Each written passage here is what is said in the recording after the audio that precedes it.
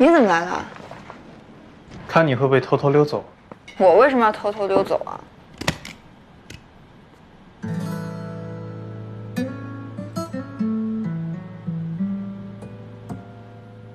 你能不能离我远一点啊？离太远怎么看合同呀？那你慢慢看。合同还没对完呢。你有病吧？你怕我？高先生，你再这样，我告你骚扰。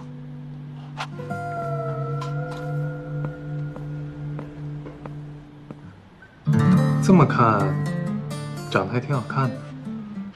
可惜就像这个合同一样冷冰冰的，一点都不可爱。你男朋友不会受不了吗？你到底想要干嘛？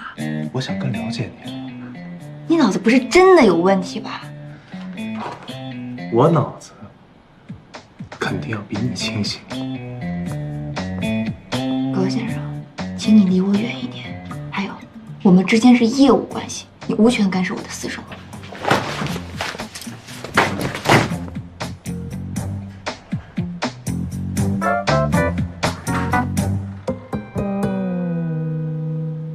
阿峰，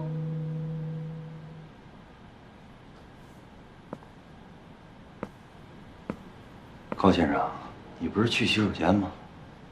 林小姐叫我过来签合同，是吧？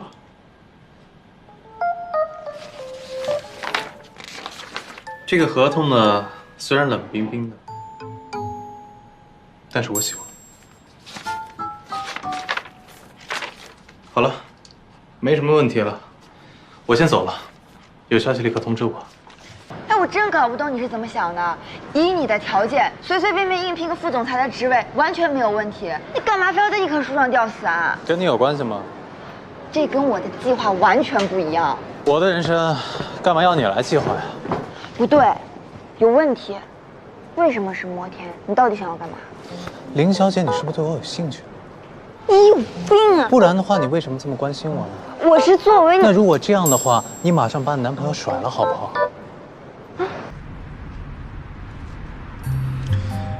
你这个表情是在想我跟吴东娜的事情，还是在想我做助理分析员的事？没有，我对别人的事情都不感兴趣。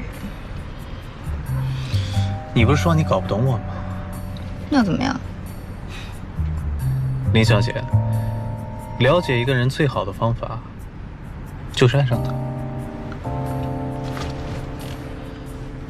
我觉得你有了解我的欲望。自作多情。其实我对你也很好奇，你为什么不直接告诉你男朋友你在帮你手下善后呢？邓丽是为了我才犯傻的，我是他主管，我当然得罩着他。很讲义气，但是这件事儿你都不能跟你男朋友坦白，你们这个恋爱谈的还真是别致。高先生，我再重申一遍，我跟你只是工作关系，而且我已经帮你找到万总，你不可以再乱来了。乱来？我向你提出了合理的恋爱建议，而且又投怀送抱的成为了你的客户，我这也叫乱来？你疯了吗？我在开车。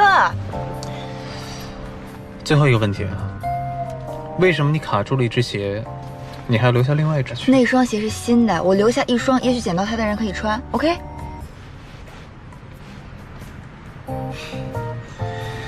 我发现你这个人真是越来越有意思了。